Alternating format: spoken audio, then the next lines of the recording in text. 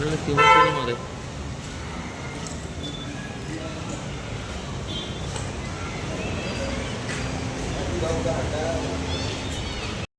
Incident report हुआ था जिसमें हमने अटेम्प्ट टू मर्डर की एक एफआईआर रजिस्टर की थी।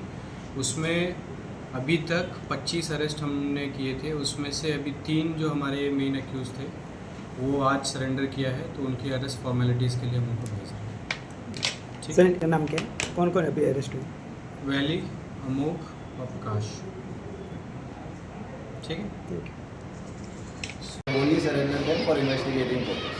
As far as arrest is concerned or whatsoever, will be depending upon the investigating authority. पण याची खंयची केसी जाय आसली?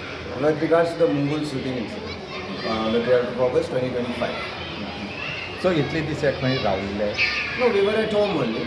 Based on the notices that were served upon us and our family, we have come today to join the investigation. Police were not able to find them.